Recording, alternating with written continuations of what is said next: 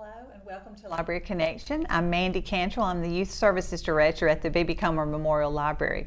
Well, I can tell you so many people the last few days and several weeks have been asking me, when is the brown bag going to start? Tell me what the series is. When's it going to start? Well, that's what we're going to talk about today. Joining me today is our Library Director, Dr. Shirley Spears, and we're going to talk about the brown bag series that begins September 14th called History Your Way. That's a great title. Mm-hmm. Thank you for joining me today. Well, you know, over the years, Mandy, we've been doing this for 22 years, so I've come up with a lot of titles. And so every once in a while I think, well, you know, what will I call the next one? And we always try for a generic name that embraces a lot of different things because we want the mix there. But in thinking about History Your Way, I thought that it gave us the leeway to offer history in several formats. Sure. You can listen to the lyrics of a song, or you can listen to a lecture, or you can just be there and mix and mingle with other people and find out what they know, because they do ask questions and make comments. So History Your Way gives a lot of leeway there as to how you come out and enjoy yourself but embrace history also. So I'm very proud of this new series. I think it's going to be a good one, and I look forward to us kicking it off with Eleanor Spencer. I stopped outside on the way in and talked with Vince Early for a minute and expressed to him how much we appreciated being able to have this program on TV for such a long time. The Library Connection has been going since October of 2000. Oh my goodness. And you know, pretty soon we'll be having a big birthday with our 16th year. And we won the National Award for Library Service that year and came on TV to talk about that. And that was the beginning of something wonderful.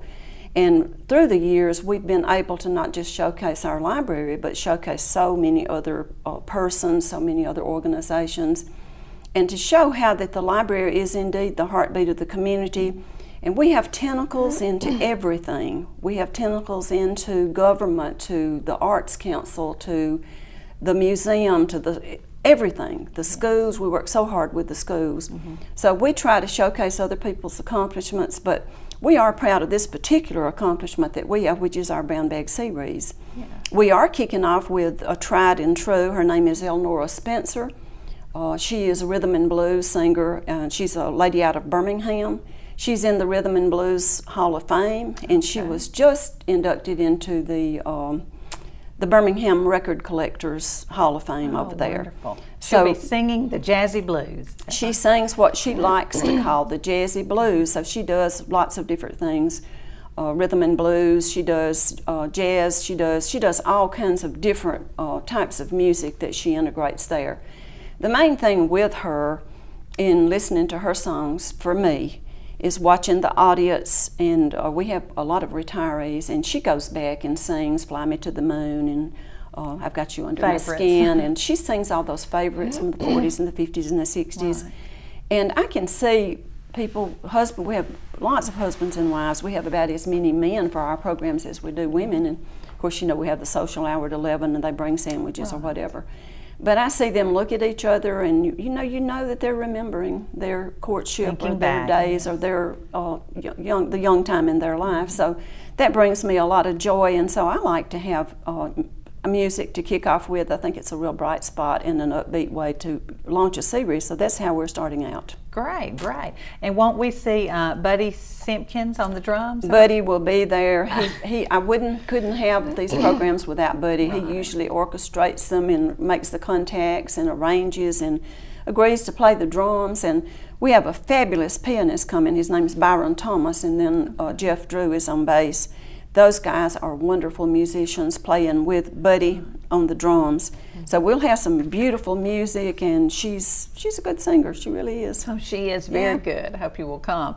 The next one will be Wednesday, September 21st, and it's Jerry Armour, A Home for Wayward Boys. Well, A Home for Wayward Boys is about the industrial school that started in Birmingham, Alabama in the early 1900s, in 1900 as a matter of fact.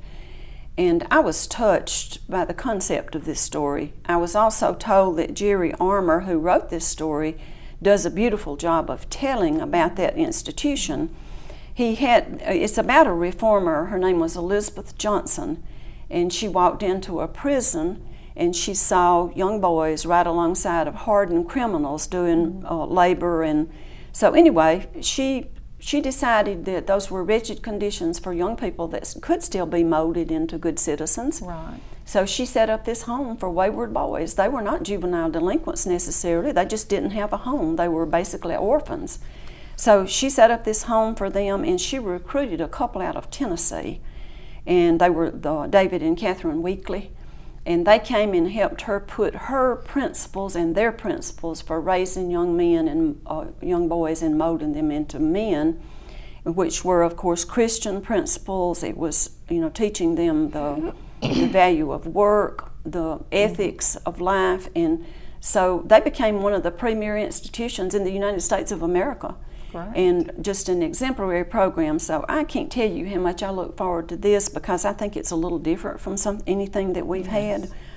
Jerry Armour has worked with some different places. He has written for a great deal about this type of subject. He serves now on the Lawrence County Children's Policy, but he has worked in counseling with the prisons and with different organizations. So he's very well qualified, I think, to look at this information and put it in the proper perspective. Great, that sounds very interesting. The next one will be Wednesday, September 28th. Chris Haveman, Rivers of Sand, Creek Indian Immigration, Relocation, and Ethnic Cleansing in the American South. Okay, Chris Haveman came last year and worked on the Trail of Tears and Indian removal for us. He's a young man who teaches at the University of West Alabama. Okay. One thing that's interesting to me about Chris, and he's a wonderful speaker, and he has so much information he just wants to tell so much what he knows, and he's a handsome young guy. But anyway, he lived in Washington State, and they certainly have their story about Indian removal also, or Indian just absolutely edging the Indians out, taking their land and that sort of thing. He decided when he realized that the South had their story, that in many ways it's not alike, but the similarities there with ethnic cleansing, where you just remove a people from where they are so that it can be taken over by someone else. So he decided that he would come to Auburn University to do his PhD and study with Catherine Braun, who has done many programs for the Comer Library. I think she's quite the expert on Southeastern Indians. But he came down to Auburn to study with Catherine, and he just wanted to see what Indian removal was like in the Deep South. Okay. So his book that he has, he didn't have his book finished last year when he was here. University of Nebraska published that book. Okay. And it is really a fabulous book. And the title, I wondered about the title, Rivers of Sand. I thought, what does that mean? So in the intro, he explains that when the Indians arrived in Indian Territory in Oklahoma and other places, that they were used to creeks and rivers and water flowing freely, and one old man looked down in a ravine and said rivers of sand, because they saw their beloved creeks and rivers and the water replaced with the sand there. I just think that's a poignant title, and it says a lot about what this book gets into. He is he's very forthright in what he has to say. He has no agenda, he's just telling a story. So Chris does a wonderful job, he really does. That's great. We'll take a quick break for commercials, and then we'll come back to talk about the rest of our programs. Do you care about our community? Then join hashtag Team Taunton. Brian Taunton will provide unique leadership, vision, and purpose with a hard work mentality.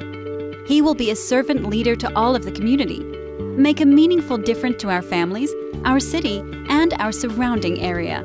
Creatively solve city problems within our roads and city infrastructure. Provide for a forum to network new business and industry. www.briantaunton.com. Brian Taunton for Mayor. A working vision for Sylacauga.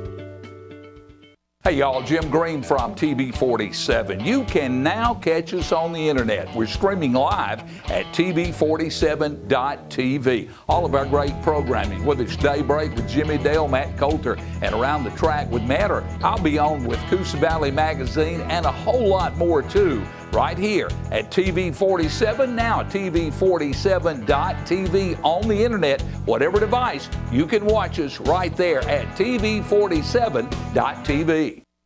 In Alabama, finding a place you and your family will love comes naturally at any one of our beautiful state parks, where you can stay and play. Alabama state parks provide opportunities for adventure on the water, in the woods, and even just hanging around.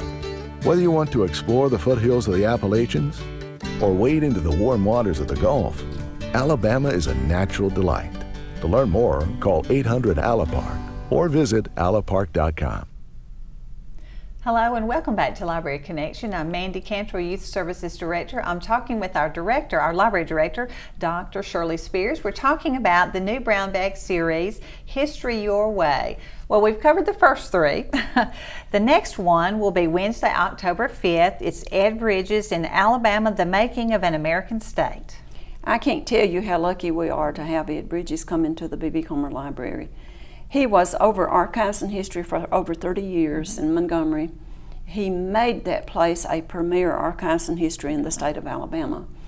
Ed retired about 3 years ago, and he decided that he would write a history of Alabama, which is our good fortune. Yes. We're coming up on the 200th birthday of our state in 2019, so we're getting ready to have a big birthday party, and during 2017, 2018, we'll be doing programs in preparation for that. Ed has written the Alabama History book, and it will be the Bicentennial History. It is supposed to come out September the 23rd. I do pray that that happens, because if that happens, he will have books on site to sell. Oh, wonderful. Now, I'm not sure, and he didn't know for sure, but he thought he might have it in hand. It's an illustrated volume of Alabama history. It's called Alabama, The Making of an American State. And I don't mind telling you that we are very fortunate to have someone of Ed's caliber absolutely preserving history and being probably the major player in that arena for over a quarter of a century. Mm-hmm. So he's a marvelous speaker. He's a tall, rangy guy that, you never has a note. He's just got a story inside him to tell.